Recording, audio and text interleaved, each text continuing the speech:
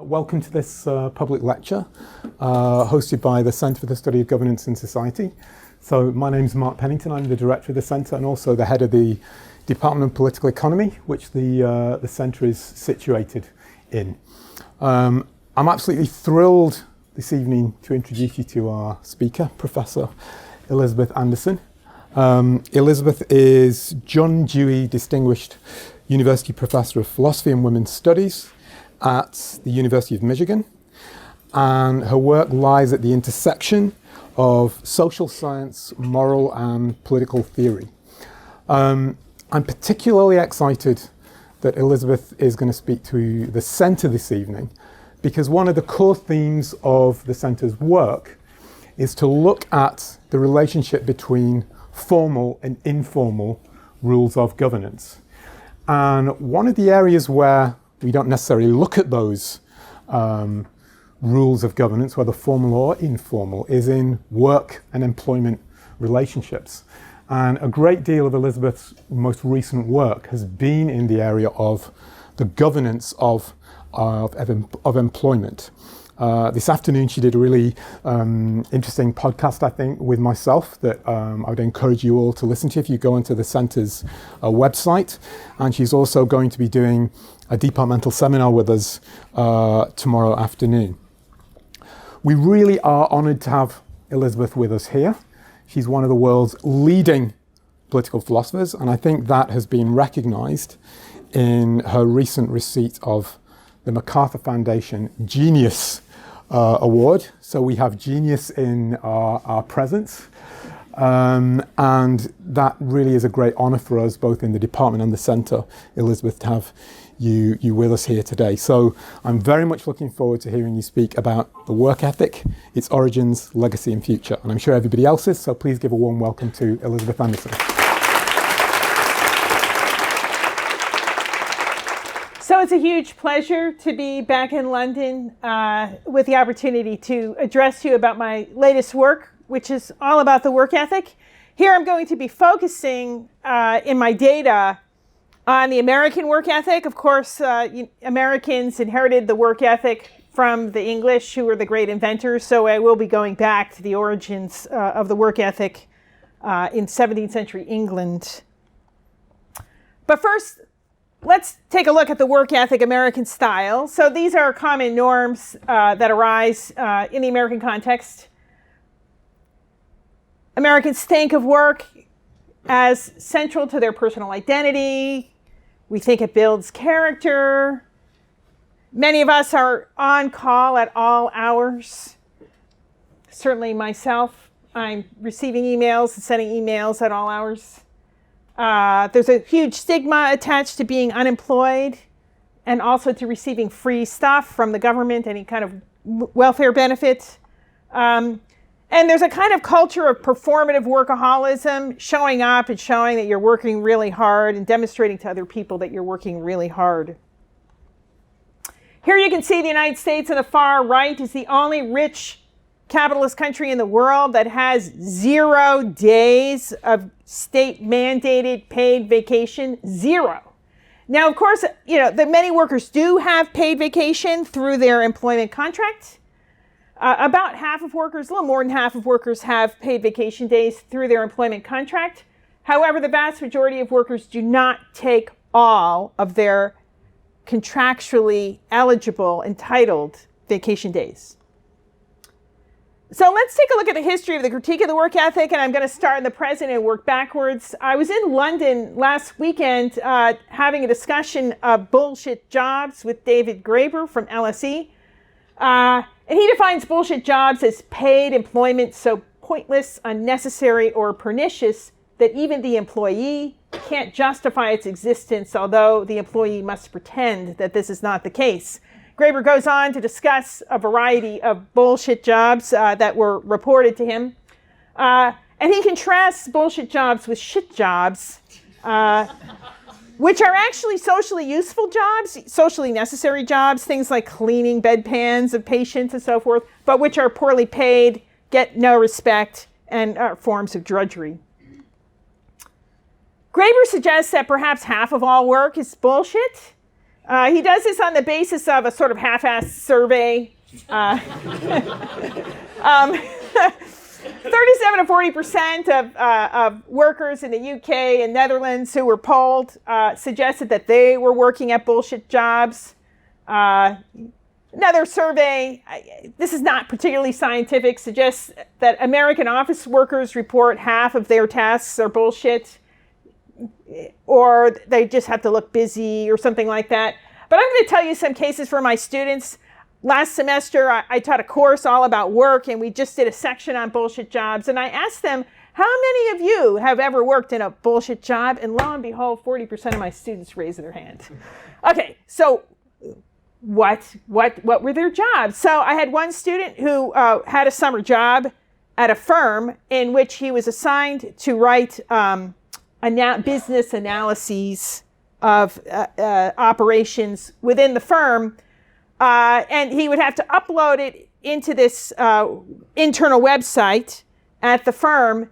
And the website would count the number of times this report was downloaded, 0. So his job was to write reports that no one read. I can discuss other cases in Q&A, but I'm going to move on. So Graeber's proposal is, look, let's just eliminate bullshit jobs, and then we can cut the work week in half, share around the rest of the actual socially necessary task, and introduce a leisure society. In this respect, he was echoing the great economist John Maynard Keynes, who in his 1930 essay, Economic Possibilities for Our Grandchildren, criticized the work ethic because this goal of the endless accumulation of wealth is pathological. The idea that we should be working until we're practically dead is endlessly postponing pleasure and leisure, and that's just preposterous. And he, too, argued that we should just bring about a leisure society as soon as we achieve enough prosperity that everyone can live decently, and suggested that by sharing around the remaining work, maybe we'd only have to work 3 or 4 hours a day. And finally, we can go to the original critique of the work ethic, scholarly critique, and that is in Max Weber's Protestant Ethic and the Spirit of Capitalism. Weber didn't do a half-assed job. He did a really serious job studying the original work ethic texts. And in 1920, having read the Puritan ministers who invented the work ethic, he argued that the Puritans had bestowed an amazingly good conscience in the acquisition of money. And as the work ethic secularized, that good conscience about wealth accumulation continued without its theological basis, and ultimately ended up rationalizing capitalist exploitation of workers' internalized willingness to work. So the internalization of the Puritan work ethic by workers that carried over even under secularization just enhanced the ability of capitalists to exploit workers. He described the situation as an iron cage and famously argued, the Puritan wanted to work in a calling, but we are forced to do so. I think it's worthwhile then to go back and actually read the Puritans who invented the work ethic. The central figure that Weber, I think, properly identifies is Richard Baxter from the 17th century. He's articulating a Puritan theology, which is essentially Calvinist. So you start off with justification by faith alone. Salvation is based on faith alone, not works. However, Baxter also argued that you can't really know whether you have faith except through your behavior. So the Puritans were behaviorists. You can't know by introspection whether you really have faith. The only sure sign of faith is constant, disciplined labor for the greater glory of God. Any moment of idleness and sloth is a sign of backsliding in your faith. So, bolt of lightning can come down and take you out at any moment. So you should be in constant terror, right? If you're struck down in a moment of idleness, you're just headed for hell. Better nose to the grindstone then. Or as Baxter says, give diligence to make your calling and election sure. The citation is to his wonderful work, saints' everlasting rest. So here are the principal components of the work ethic as the Puritans developed it. Duty number 1, engage in disciplined work in a calling. God has called everyone to some specialized occupation. You got to figure out what that is and then dedicate your life to it. Secondly, don't waste any time. Don't be idle. Importantly, even the rich must work. I'm going to get back to that point. Thirdly, don't waste any material goods. God has given natural resources for people to use to carry out God's will. It's an ascetic doctrine, so people shouldn't indulge in worldly goods and pleasures and anything that is just tending to their vanity. One must not be covetous. That is, and he defines covetousness, that's a sin, very, very strictly. It consists in wanting more material goods than one strictly needs to do one's duty. Think about that. That's not very much that anyone needs. However, at the same time, he also argues that every man should frugally getteth and saveth as much as he can. And what essentially that means is, given a choice between a higher paid and a lower paid occupation, you actually have a duty to choose the higher paid one. I'm going to discuss later on what appears to be an evident contradiction between points 5 and 6. Baxter knew about this and he had a solution. Weber correctly argues that over time, the work ethic got secularized. And on that point, I'm in full agreement with Weber. But here's the point, the critical point where I disagree. Weber only reveals one half of the work ethic, what I'm calling the conservative path to secularization that rationalizes harsh discipline of workers and their exploitation. What I'm going to be arguing, and that's the chief thesis of this talk, is that there was another side of the work ethic that is profoundly pro-worker, and that side of the work ethic had its own history and profound influence on the subsequent history of political thought as it got secularized. But first, we'll just take a look at the conservative path. On the left-hand column, we'll see the theological doctrine. On the right-hand column, we'll see how that doctrine gets secularized. So theologically, the Puritans thought that the poor stood to the rich as lazy sinners stand to the hard-working. In secular terms, this amounts to the idea that receipt of honor and esteem is conditional on achieving self-sufficiency that is not depending on others, either charity or government welfare payments or something, to survive. And also a presumption that the poor are undeserving, a presumption that if one is poor and able-bodied, it must be that one is lazy. That inference is licensed by the conservative path to secularization. Theologically, it was considered a bourgeois duty to maximize profits by disciplining workers. And that turns into the modern neoliberal doctrine of shareholder capitalism, the idea that the sole duty of the corporation is to maximize profits, and that public policy should be oriented towards facilitating that by systematically favoring capital over labor. I take that to be practically definitional of neoliberal policy. Thirdly, theologically, in order to maximize profits, you got to squeeze the workers' wages, and that's going to lead to a class of working poor.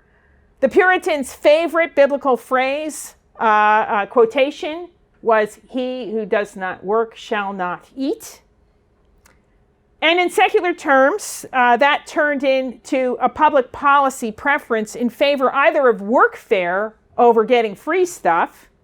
If you want to if you're too poor to survive on your wages alone, rather than just getting free stuff from the state, you should work for it or rely on private charity.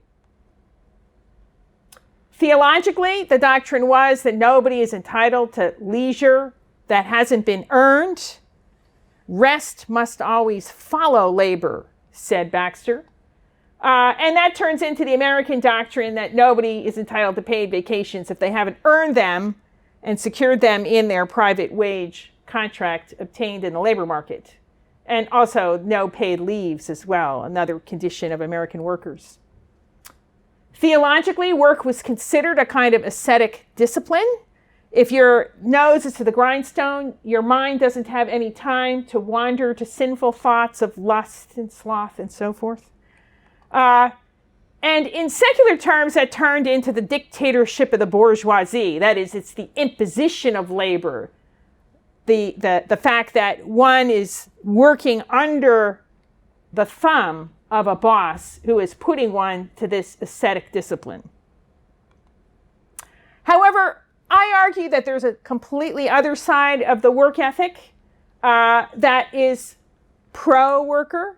And one can read that in the original text. So I'm going to start with Robert Sanderson, another famous Puritan, who wrote a wonderful sermon on how one will discover, how can one discover what is one's calling. God is calling each person to a distinctive occupation, a specialized occupation, but how are you supposed to know that? Sanderson, like Puritans, generally tend to be dismissive of any kind of superstitious idea that God will just reveal his will for you in a dream. That's not how it happens. How do you find out what your calling is? Well, you consult your talents. What are you good at? Your education. What skills have you managed to develop? And your personal tastes. What kind of work would you like to do? And if you absolutely loathe something, even if you're good at it, maybe you shouldn't choose that. He also suggests, he recommends that people searching for their calling should consult their parents who love them and know them very well and probably have some good advice. In other words, what Sanderson did was invent modern career counseling. Now, another beautiful thing that you can find in Puritan thought is the way they turn duties into individual rights. And here you can see it. If you have a duty, a God-given duty to follow your calling, but your calling is fundamentally based on your personal dispositions and talents and preferences, that duty has a corresponding right to free occupational choice, which is actually profoundly liberating. One must work for the greater glory of God. And what does that amount to? Well, the Puritans are very earthly about this. One thing that they despised was monkish activity. So they thought just praying all the time or lighting candles and rituals, it's just a bunch of nonsense.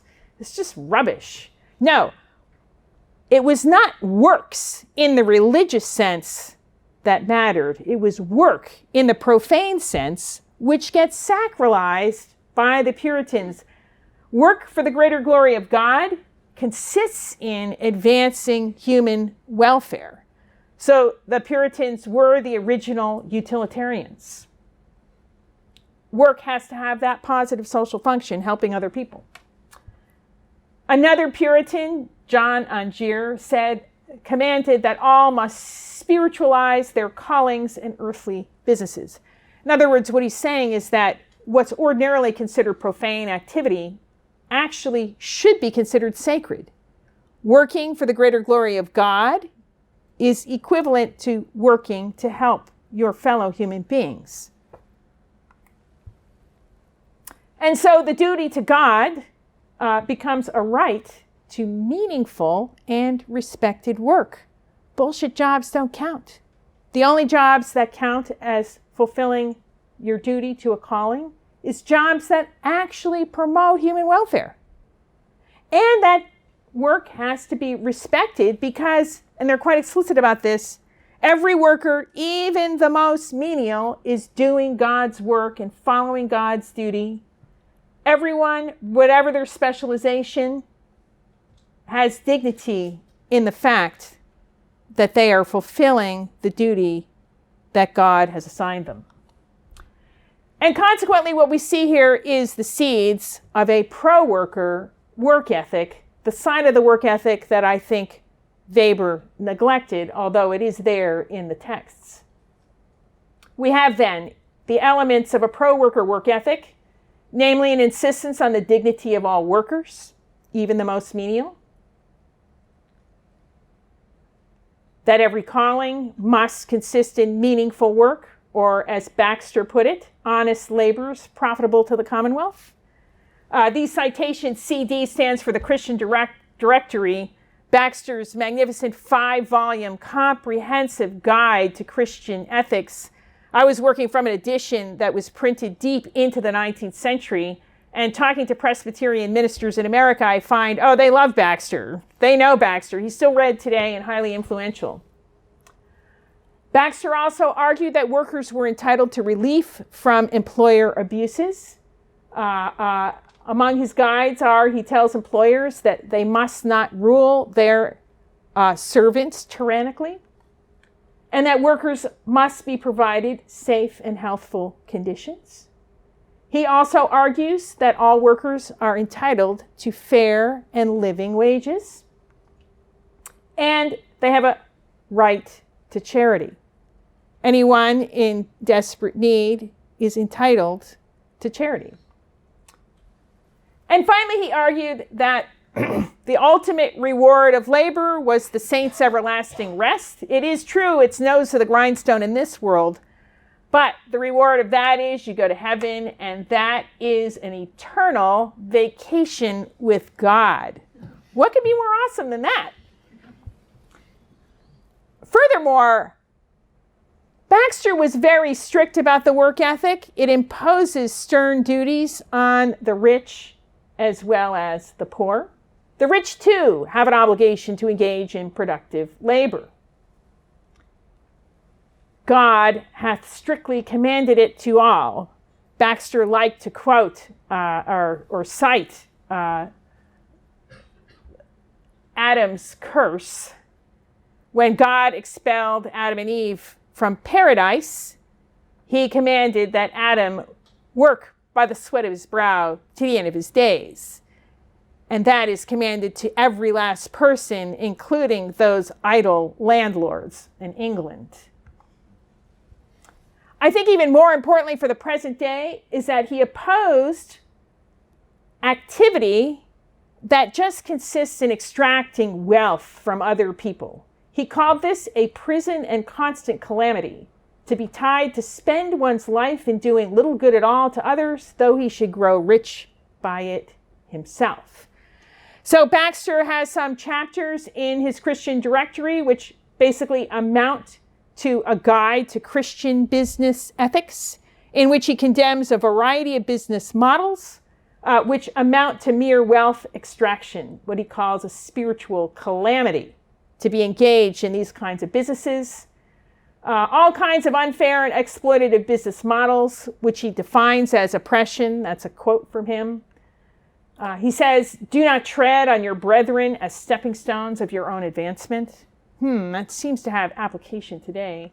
Do not injure your inferiors who are unable to resist. Don't exploit the vulnerable. He railed against monopolists, usurers, hucksters, and grocers. And grocers are people who try to corner the market in some commodity and make profits that way. He also argued against unfair evictions and unfair raising of rents beyond what was customary. I think that also has contemporary application. And also, here's a Lockean version of this. Locke, I think, also I have a reading of Locke as totally a work ethic guy. And Locke argues against price discrimination against the poor and desperate.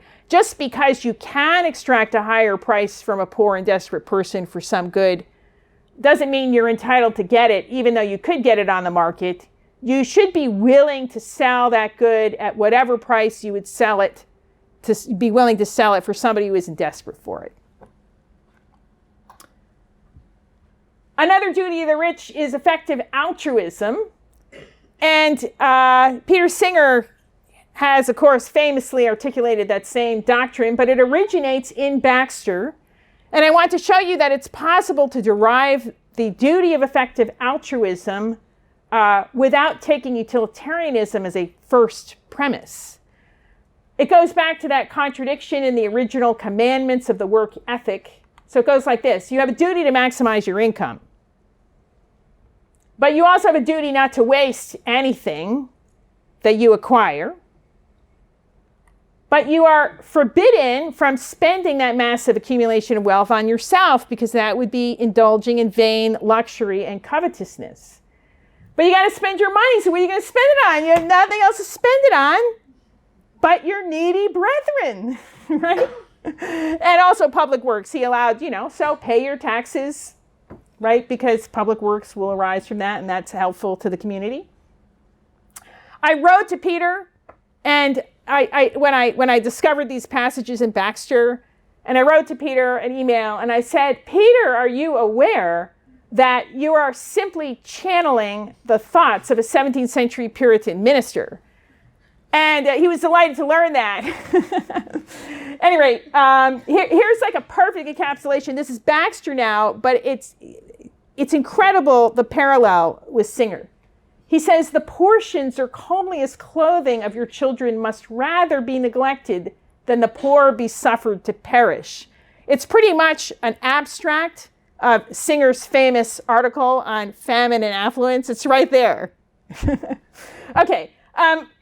So this gives us the progressive path to secularization. And again, we have the theological version on the left-hand column. And then this version of the work ethic also gets secularized, and we have the secular parallels on the right.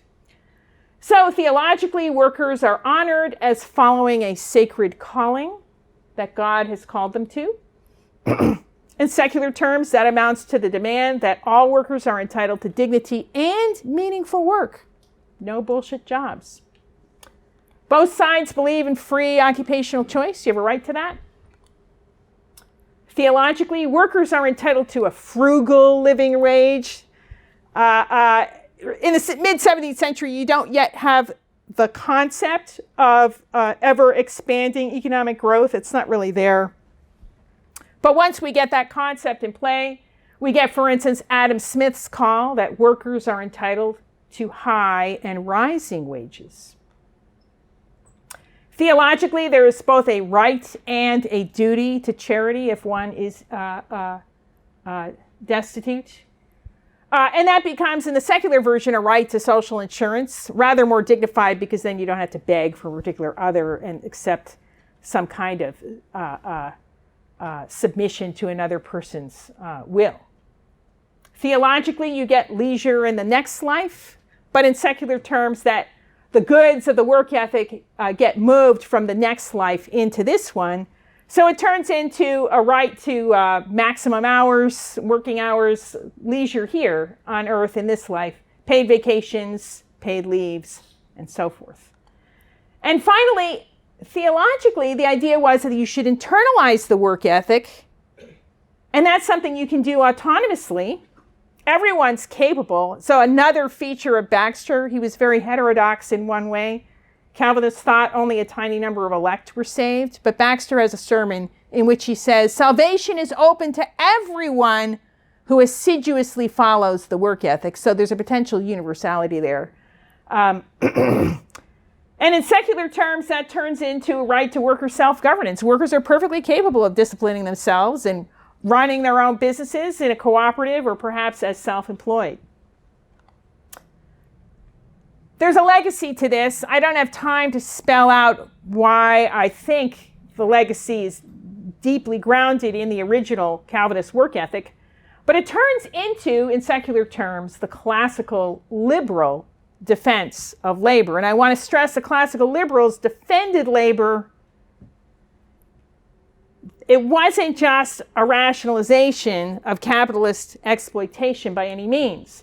So we see, for instance, Smith, Paine, and Abraham Lincoln, a late representative of this trend of thought, arguing against all forms of unfree labor, not just slavery, of course, but serfdom, peonage, indentured servitude, and my favorite, unpaid apprenticeships, still going on today, and Smith did not approve. Secondly, the idea that property rights are founded in labor. Of course, that's the famous Lockean doctrine, and Smith takes it over. The labor theory of value you find both in Locke and Smith. Locke originates it, Smith takes it over, and the classical economists all the way through Marx. Arguments for high wages, you find that in Adam Smith. The invention of the idea of social insurance, that's actually a classical liberal idea created by Condorcet and Tom Paine. Limits the length of working day, even though John Stuart Mill, a late representative of classical liberalism, argued by and large in favor of laissez-faire, he did acknowledge a pretty good argument in favor of state limits to the length of the working day, one of the great working class labor movement issues of his day. And finally, an ideal of universal self-employment or worker governance, an ideal within free market ideology that existed from the 17th century. And in the United States, it lasted all the way up to the Civil War. The idea of universal self-employment, everyone being their own boss, or at least being in a workers' cooperative, which is the collective version of the same idea of worker autonomy that you find in John Stuart Mill. But now let's consider the work ethic today and what it has become. And here I'm working from American data. So this chart demonstrates a growing gap since around 1972 between productivity in the United States and the hourly compensation of the typical American worker. From the post-war era until around 1972, economic growth and hourly compensation were hand in hand. They rose at the same rate. And that represents an era of equitable growth where workers are sharing in economic growth at the same rate as capital owners. 1972, you get a sharp inflection point and a general stagnation of ordinary wages. And that gap there is represented by an increasing share of wealth taken by capital owners and by highly compensated like CEOs and things like that. Here again is American data. You can see CEO compensation has massively increased over time to spectacular levels. So a great share of that increasing productivity that's not going to ordinary workers is going to CEOs, and another chunk is going to capital owners. Not just CEOs, but all the most highly compensated executives of profit-making firms. And here you can see here in-work poverty rates. And the United States is right next to Greece. That's the red bar is the United States. You can see very high rates of poverty, even for people who are working. It's quite shocking. Greece is a little bit higher. But a colleague of mine at University of Michigan, economist Linda Tisar, who's an expert on Greece, told me that the mistake people make about Greece is believing that it's a developed economy. And so the United States is like not even doing, it's just barely doing a little bit better than Greece when it comes to minimizing poverty even while people are working. I think Warren Buffett captures the result here. There's class warfare, all right, but it's my class, the rich class, that's making war, and we're winning. Pretty accurate summation of what's happening today in America. However, there's a counter argument here, which the rich make, and that is, wow, we're working really, really, really hard, whereas those, poorer workers, they're not working nearly as much. And there is some empirical evidence for this. It is true that CEOs and bankers, and professionals more generally, are working crazy hours. Here you can see on the right-hand side, you have overtime rates for men. On the left, women do a lot less overtime. But as you can see, as their position in the class order increases, they're doing a lot more overtime. So low-income workers, you could see that actually their rates of overtime have dropped. whereas professional managerial class, their rates of overtime work have increased quite dramatically. And so, highly compensated workers justify their huge incomes by saying, well, look, we're like working like crazy for them, right? Not compared to all these lower workers who have a lot more leisure than we do. That's at least the rationale. That this is the deserving rich, not the idle rich anymore. We're not talking about idle landlords just collecting rents. We're talking about people who are really, really busy showing up at the office, working really hard all the time. So does that argument really fly? I think not, because we should not confuse being very, very busy with engaging in work that enhances the welfare of other people besides oneself and idle shareholders, passive capital investors. And indeed, I think that contemporary neoliberalism, through its successful deregulation of the economy, has enabled the flourishing of zillions of business models that are dedicated to merely extracting wealth from other people without really adding social value. And indeed, in the United States, it's really gotten completely out of control. And so we can ask the following questions. Does the business model merely extract wealth? We have many cases of vulture equity, vulture capital, who go in and prey on some corporation, strip all of its assets and leave it to die with thousands of people unemployed. This happens. Does it exploit the vulnerable? In the United States, it's very common for people to get surprise medical bills. They go to a hospital emergency room. Their medical insurance says this hospital is inside their network, and hence they should be getting service, health care that's covered by their insurance. However, the emergency office, the emergency room, is often not in network, and consequently, they're sprung with a bill. They go for some ailment or some emergency, and then they're sprung with a $60,000 bill at the end of it, because they tried as hard as they could to stay inside network, and they didn't. Insulin costs have risen, even though insulin is off patent, but there are fewer manufacturers of insulin, so you just raise up the price. People are dying for lack of affordable insulin.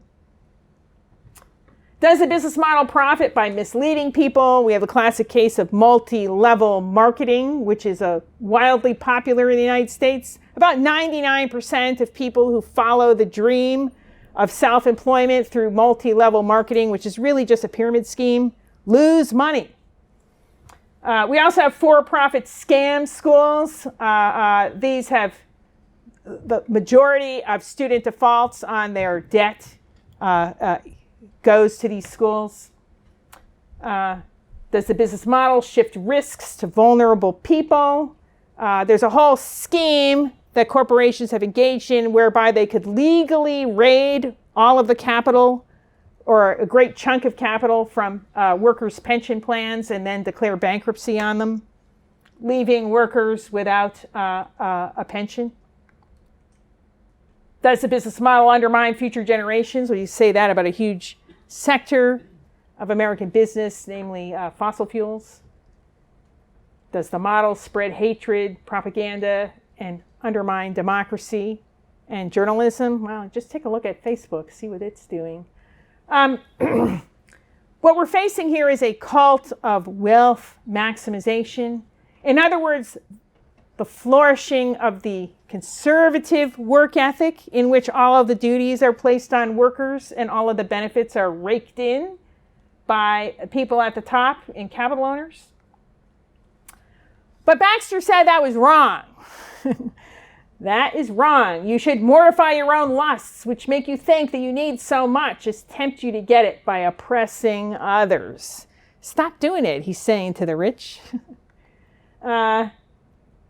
And we might ask ourselves, what is even the point of accumulating all this massive wealth? After the first, few million, how much more could you even spend? Is it even possible? What is the point?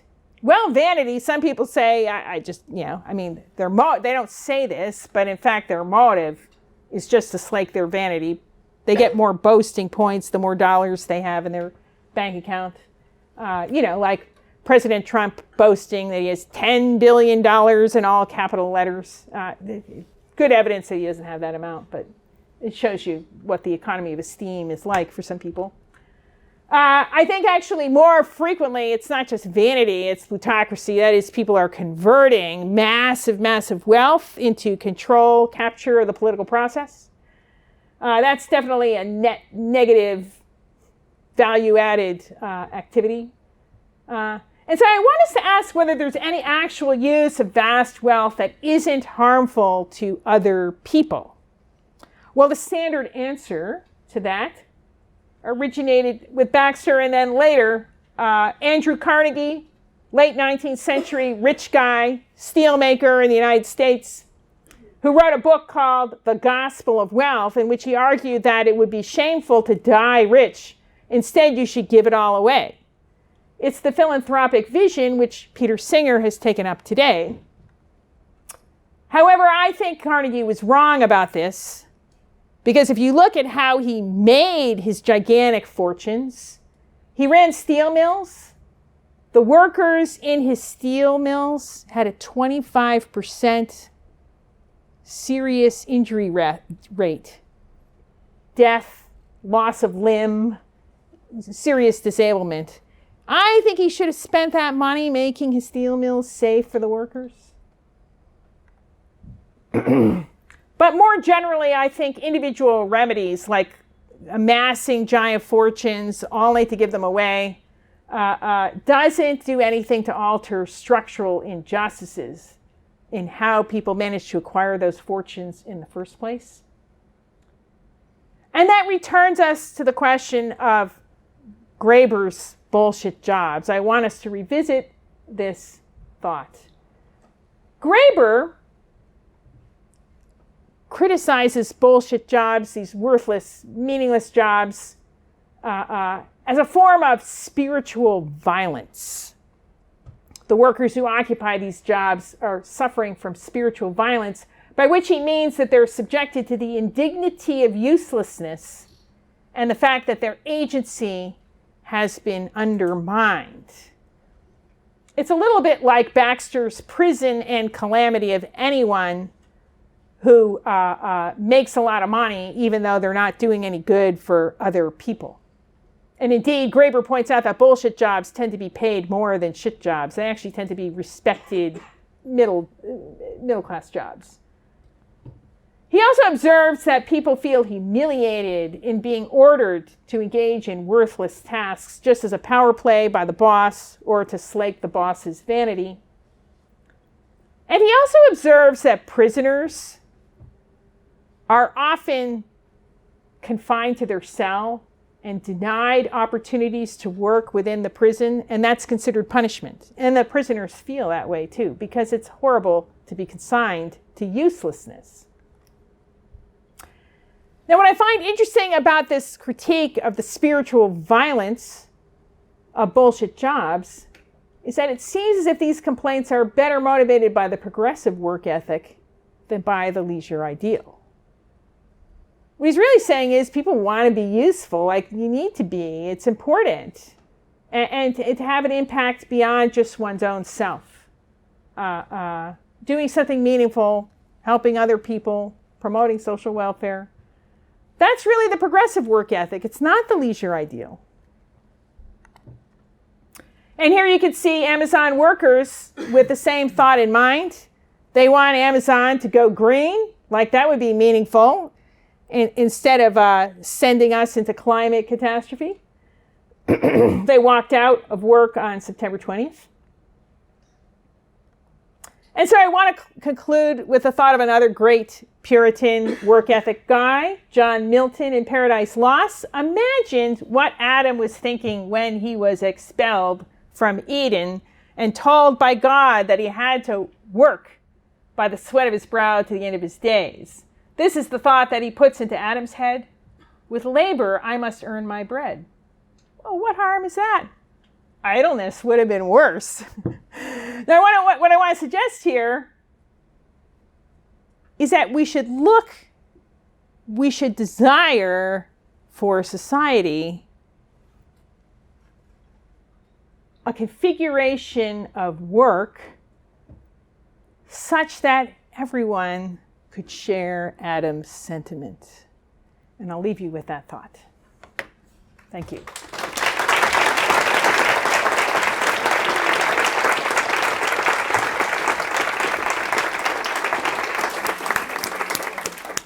Thanks very much, Elizabeth. That's very, very engaging and provocative talk. So let's open up to questions from the floor.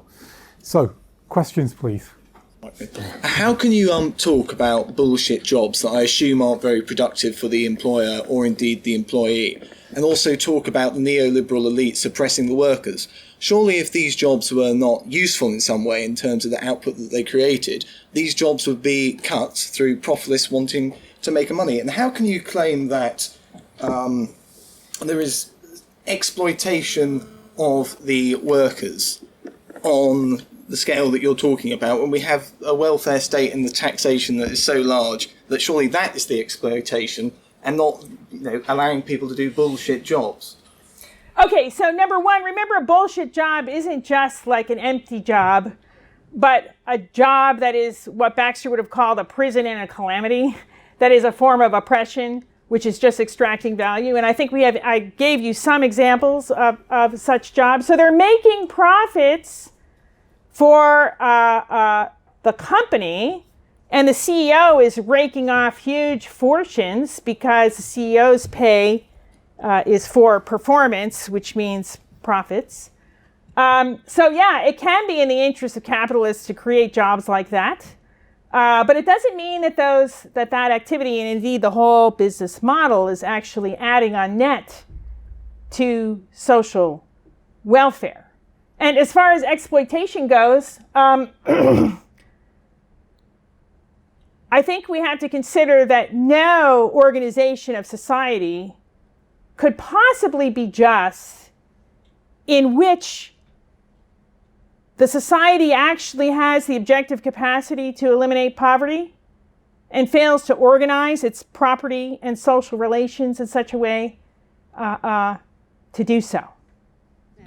Thank you. That was really, really very interesting. So I had two quick questions. One was, it seemed as if you were presenting two separate strands within liberal thought, but I wonder how separate they are, because in fact, in a sense, this dichotomy between the deserving poor and non-deserving poor, we see that, or we see versions of that, say, in Locke himself, right? So Locke has a concern that you highlighted, but Locke also thought that the indigenous in Americas were not industrious enough, and so, it was okay to take over their land because they were not industrious enough with that land. Similarly, with Smith, the concerns about masterless, a class of masterless men are concerns also about preserving a kind of a paternalistic structure. So in a sense, it seems that even within the same thinkers, these two strands of liberalism, the progressive and the conservative strands that you identify, actually seem to live within them. So yeah. Okay. So I just want to have a little refinement of your reading of Locke, and that is, you can find the conservative work ethic in his Reform of the Poor Law, which does have this kind of extreme suspicions of able-bodied people who are destitute. He wonders, well, you really have to make the receipt of charity, even though it's a duty to give it and a right to receive it, very onerous, to make sure that people aren't just trying to, get away with something. So that is true. Actually, you can't find anywhere in Locke a rationale for taking land away from Native Americans. That was sort of a later, people are then reading Locke in this way, but Locke himself didn't go there. As far as Smith goes, in private government, I argue that, in fact, Smith was a great advocate of self-employment and thought that a free market in labor would deliver that. So I don't actually see him as advocating paternalism. And in fact, his argument is that the rise of commercial society its greatest benefit is precisely that it liberates workers from subjection to the horrible lords. Okay. And sorry, I had a quick second question. And the second question was to go back to Weber, where we started. So Weber is using the work ethic to explain the rise of capitalism. And I was curious about what we are doing going back to the Puritans now, in the sense of you seem to want to go back to the Puritans to actually not so much explain capitalism, but actually prescribe a future for capitalism at this point. Is that what you see yourself as doing? Because in a sense, we are looking for solutions going back to where, the origins or the problems or the complications start from. Is that what you see your project as doing? So in part, but in fact, my larger project, of which this is just a piece, is to show that the progressive work ethic, the pro-worker work ethic, actually had a profound influence in the history of political thought. So the right to meaningful work, another way to put it, is unalienated labor. You can even find this in Marx. Marx himself thinks that work is absolutely central to human life. Like, that's the core. Like, properly configured work is a core human flourishing activity in itself. That's coming straight out of the work ethic. Of course, it's secularized, radically secularized. But we can see these profound influences in this book that I'm writing on the work ethic. I plan to trace out the lines of the progressive work ethic through classical liberalism to Marxism, the labor movement, and social democracy, where you actually got comprehensive social insurance. My question might come out quite badly because I'm trying to still put the pieces together in my head. But I'm wondering, I think I can work it out from having read your private government book, but I just want to kind of check. So you mentioned the Marxist response to this, and I think very plausible to see the Marxist response as an outgrowth of this work ethic. But what about a kind of Nietzschean response, right? Which goes, both your conservative and progressive versions are theodicies, right?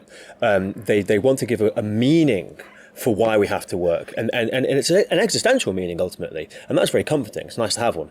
And it's especially nice if you want to oppress other people and you find God's on your side, right? So that's the sort of, right? We all like, we like to say, if we're going to tread on people, we like to know that we're allowed to tread on them, right? So that's powerful. But the thought is, both the progressive and the conservative version can no longer be justified in their secular form if they don't have a theodicy. Right? Or maybe they can, right? But what about the Nietzschean view that says, look, we should get beyond, we should go beyond good and evil, beyond progressive and conservative, because the thought here is that the underlying theodicies don't make sense anymore. So what we should do is reconceptualize work entirely. Now, I think I know what you're going to say in reply to that position, but I thought I'd ask. Yeah, right. So that's sort of, you could see Keynes and Graeber as moving in that direction. And I guess there's a couple things I would want to say about that. One is, I think most people they see the meaning in their lives as extending beyond just their personal play time. And that contributing to the welfare of others is actually really significant to most people. But furthermore, if we just look at the realities of the current day, humanity on a global scale is facing the biggest crisis it's ever faced in climate change. It's going to take an awful lot of hard work to deal with that. We're talking about a fundamental transformation of the entire energy infrastructure, land use practices, and so forth. I think we're at least a century or two away from confronting a realistic possibility of moving to a post-work society.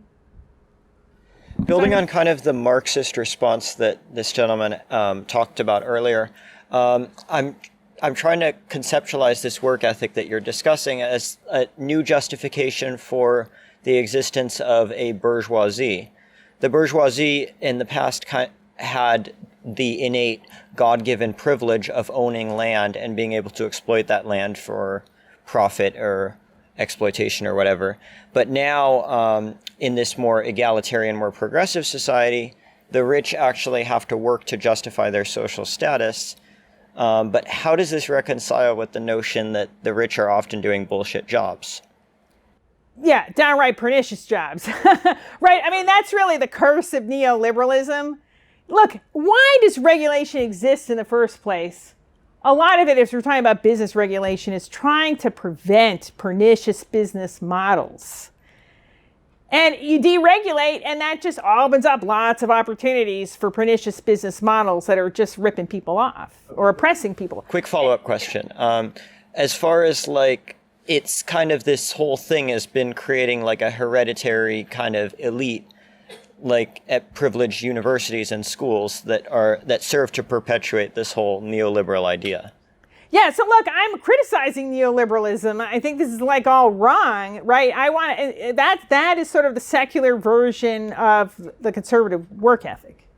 And, I want to ditch that because there's another actual feature. I mean, this is why I think it's interesting to go back to the 17th century and that there's actually a profound internal contradiction to trying to conservatize the work ethic because it is inherently going to produce a society of idle rich or rich who are engaged in calamitous business plans. And both of those were condemned right from the start. The point of all this hard work is to promote human welfare.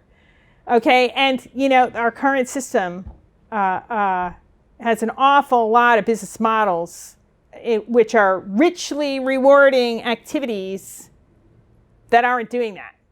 So none of this could be considered deserved wealth.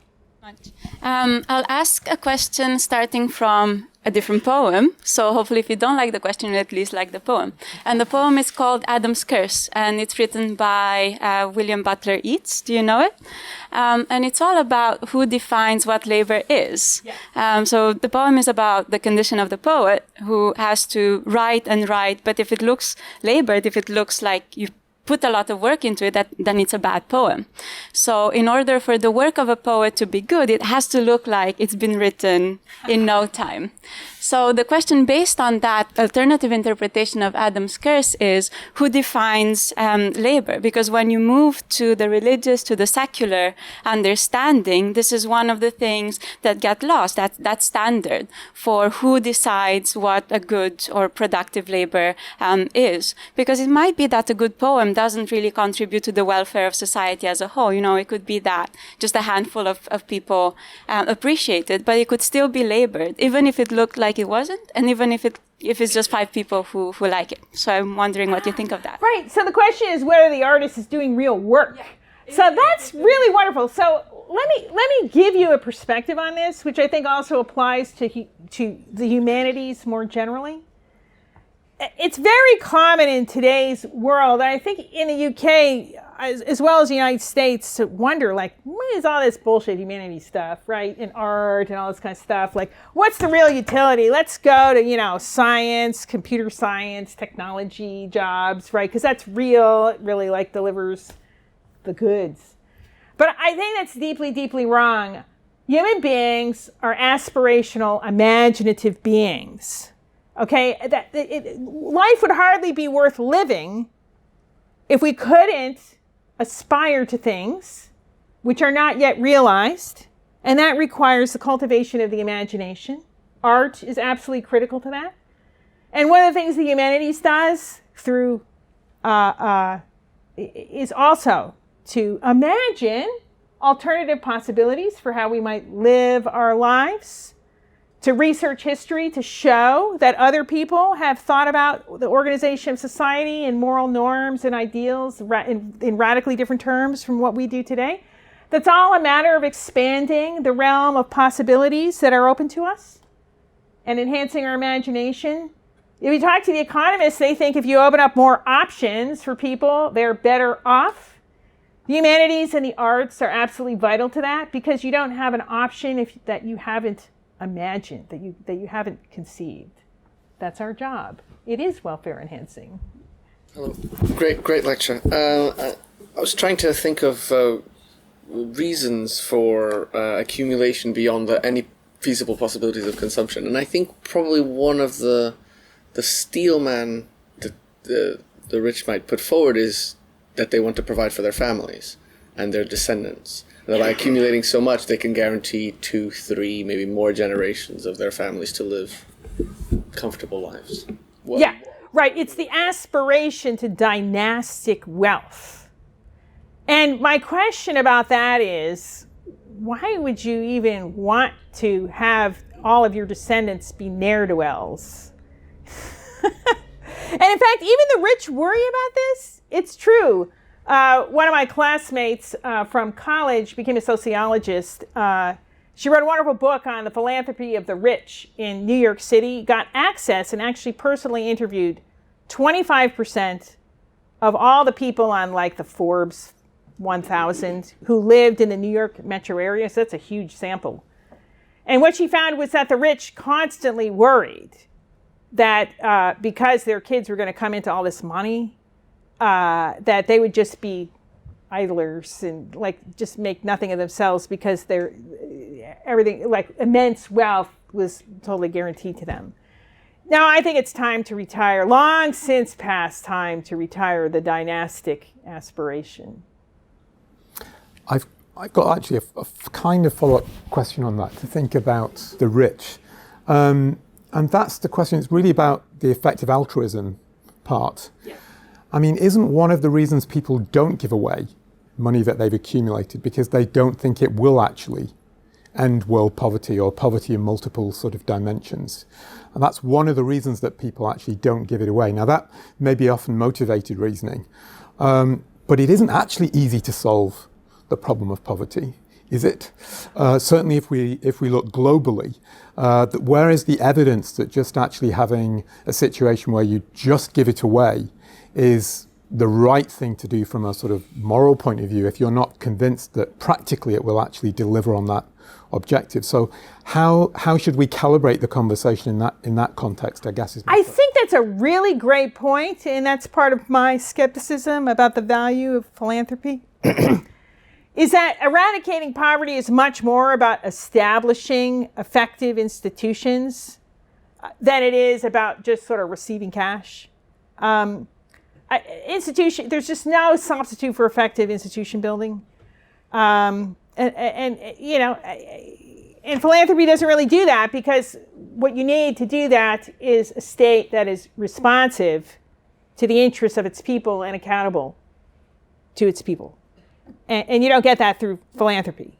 But there's another downside to philanthropy, and that is that ultimately the standard of philanthropy is whether it follows the whims of the philanthropist, and whether or not that actually promotes social welfare or the welfare of the people who are getting the money is rather contingent, especially when the money is given away to distant places. I mean, sometimes it helps people, but we have a lot of cases of failed philanthropy because people have these ideas in their heads of what would be good for other people in very different conditions, and they want that vision realized, when in fact it actually just is based on a false picture of what people really need. I just had a really quick question about the relationship between this progressive work ethic and maybe equality concerns. Because I know a lot of what you mentioned was about the manipulation of workers, the unequal footing that workers are on.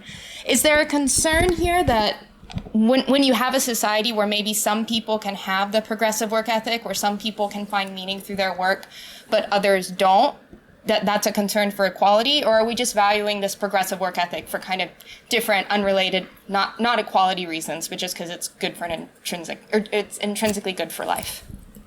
Right. Okay. So I do want to point out one major reservation to the standard version of the work ethic, and that is that in the standard secular version, work has to be paid work. That is work that's marketed.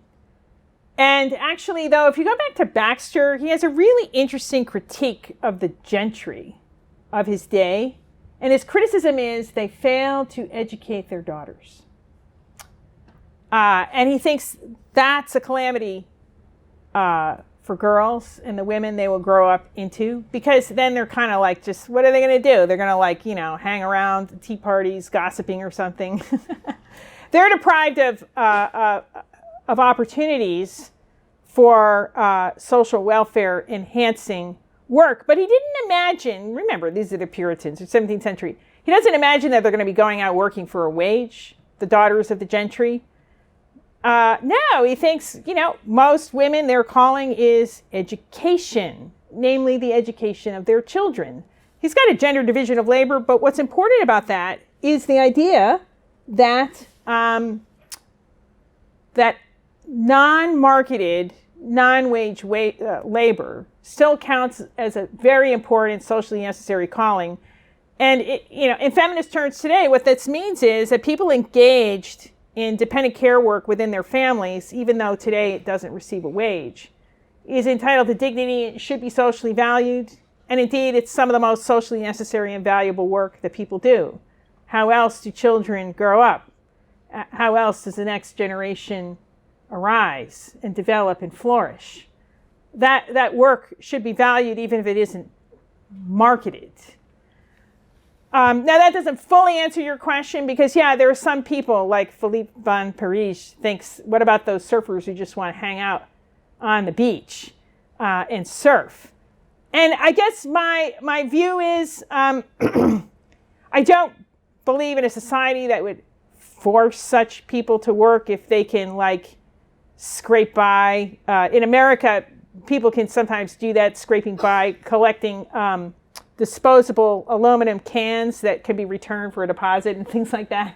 Okay, fine. I don't believe in society should force people if they can find some way to get by. But I don't think it should be a chief goal of our economic and social arrangements to enable that lifestyle. Because again, we have a lot of work before us. We've got to roll up our sleeves. It's going to have to be all hands on deck to save humanity from climate catastrophe. We really need people to be working.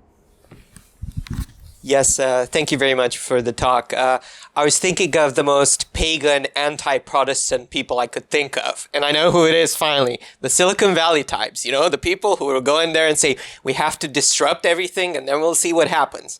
So I kind of think of them as the counterexample to what you're saying. And I guess my follow-up question was something related to what Mark was saying, that when we engage in this sort of activity, we kind of have to discover what is happening or not. And maybe some of these harms can be alleviated rather than having those sorts of business models prevented. I'm thinking of this, as a kind of anti-precautionary principle argument, because you brought up the environment, right? Certain changes in the environment are irreversible. But what if, for example, what we have to do is simply mitigate the harm rather than simply reverse some of the elements when it comes to work?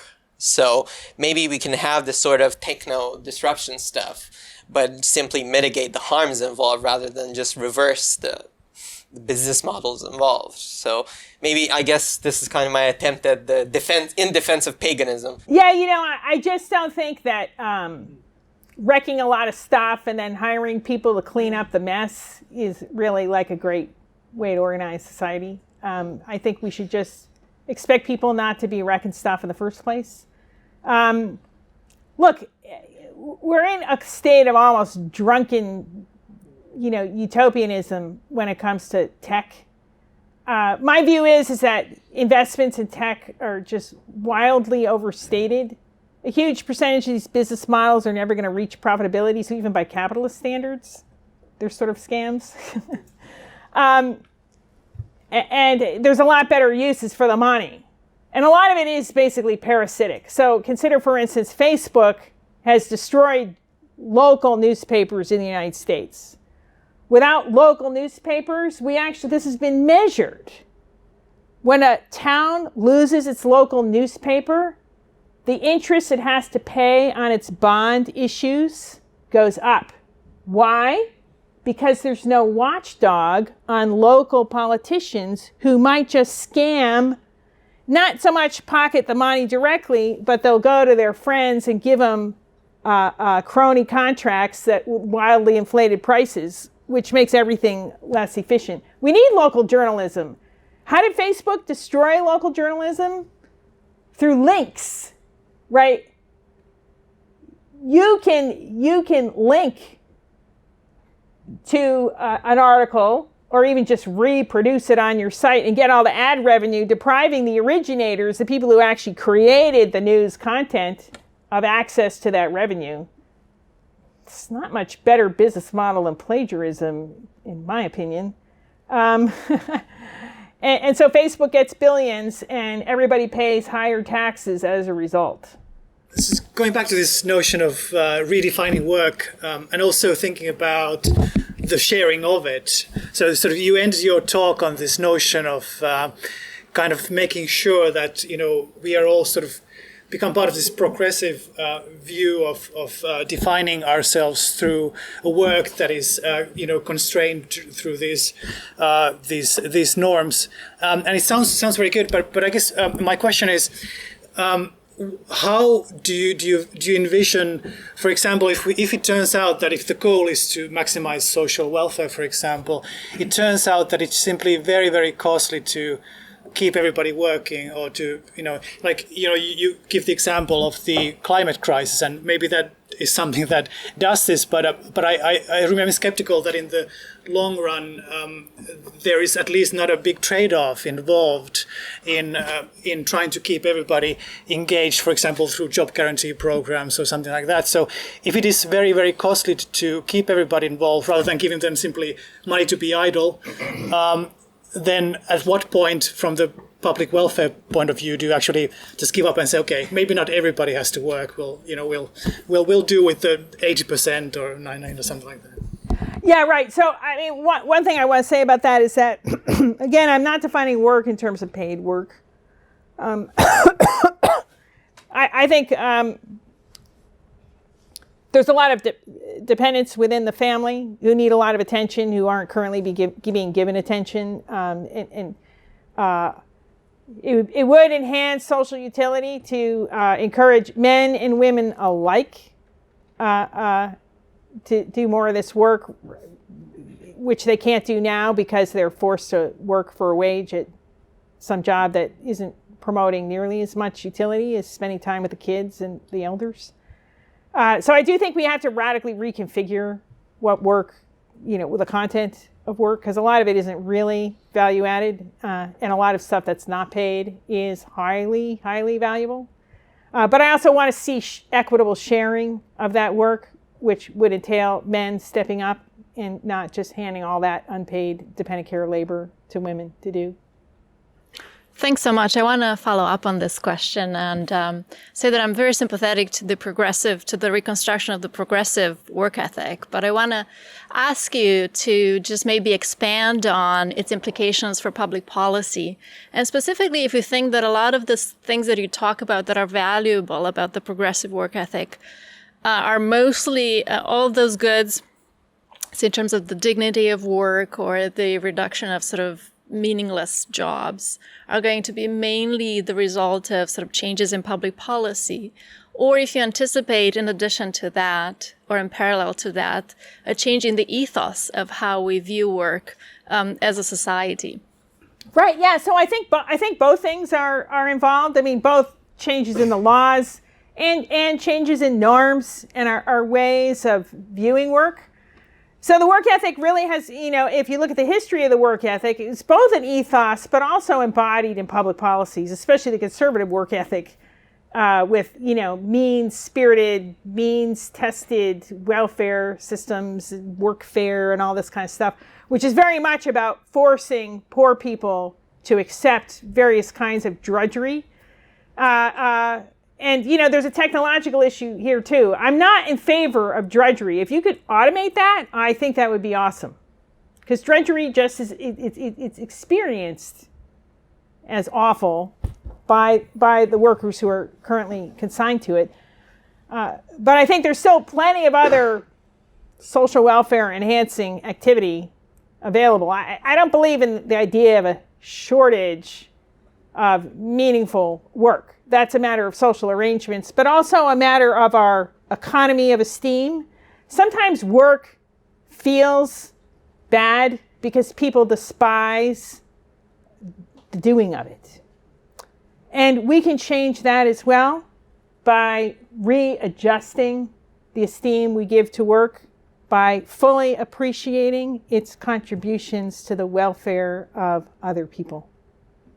Thanks very much. I thought your talk was brilliant. I just had a question which can be encapsulated in the following statement. How progressive is the progressive work ethic? And the reason I ask this is because it's a kind of a question about how you're interpreting the notion of a calling and its secularization. Because it strikes me on the one hand, a calling is something meaningful, and when it's secularized, it's, yes, we can freely choose something. But on the other, a calling is also something that we are expected to do and follow, like on an indefinite period, right? And that seems to have dropped completely away in the secularization when that's been secularized. But my question is, A, why has that happened? And B, if that is still kind of implicit in this progressive work ethic, namely that we can choose meaningful work, but we're kind of stuck doing that thing, then doesn't that reintroduce some of the informal notions of power imbalance that you're trying to sort of rail against in introducing the progressive work ethic in the first place? Yeah, so you can see the work ethic, the progressive work ethic is saying you have a free choice of work, but you should be working at something or other. But, I think I do think we do have a duty to help one another. And that is both a duty and a significant source of human flourishing, being useful. I meant not so much in terms of having to work, but rather having to work in one particular thing. Oh, I see. Right. So, the progressive work ethic doesn't say that you should dedicate yourself to one occupation for your entire life. There's no reason why you can't repurpose yourself and just take a different direction. And indeed, the right to free occupational choice amounts to a right to change your mind about what you want to do and change course. It is a really important value. So towards the end, you mentioned self-employment as a route to liberate people from the yoke of the employer. But while I agree with the idea of workers' governance, I think just self-employment is often actually a neoliberal idea and exposes people to more risks than they were previously exposed to. And some of the most vulnerable workers are people in the gig economy who are supposedly self-employed. I agree completely with that. So one thing is that in many cases, gig workers are actually misclassified as self-employed, and it's just kind of a ruse to get around the legal obligations of the employment relation, because they still are working under the direction of whoever's paying them. And so they're not actually true independent contractors. And, as far as precarity goes, I agree completely. I mean, that's one of the disasters of the current configuration of work, is that people could be working really hard and it never gets them past a system of precarity. This is a special big problem in the United States and also for even younger workers in Europe on 0 hours contracts and so forth. They can't even get their life going because they can't, there's no security in the future. That's a matter of public policy. I mean, it has to be solved by comprehensive changes in employment law, taxation, the welfare state. A lot of things have to be done. But a big thing that I think is worth doing is steeply progressive income taxes.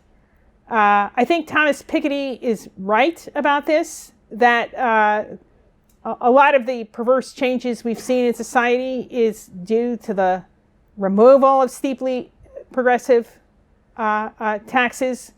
Because if you have 90% marginal tax rate, which was what we had in the United States under the Eisenhower administration in the 1950s, it's like the marginal taxes are so high, it didn't even make sense for the CEO to ask for $10 million because almost all of it would be taxed away. And so they settled for about $400,000 a year in today's dollars. So what is that? Like 360,000 pounds, maybe? Something like that. I actually give my students an article from like Forbes in 1955 that describes the lifestyle of a CEO of a substantial corporation in the state of Connecticut. What is a super rich person? What is his life like? Let's look at what the lives of the rich are like in 1955. Oh, he had a 2-car garage, 4 bedrooms in his house, and on vacation, he had a little boat that he took to a lake and went fishing. You can be perfectly happy with a life like that. Thanks. I was just wondering, these exchanges about non-waged work have made me wonder what the value is of framing things in terms of a progressive work ethic rather than something like focusing on trying to get rid of a work ethic and instead just thinking about something like moral education for an imperfect Kantian duty of beneficence. Because it seems like that's sort of what the work ethic, the progressive work ethic ends up being once work is just any sort of non-idleness that promotes social welfare, or maybe there's more of a division there. So I just wondered if you could Oh, I see. Yeah. So look, in a way, one of the faults that I see in Singer's work is that he kind of is working with a kind of utilitarian vision of kind of unstructured, undirected beneficence. And there's real problems with that. We actually do need an economic organization of work for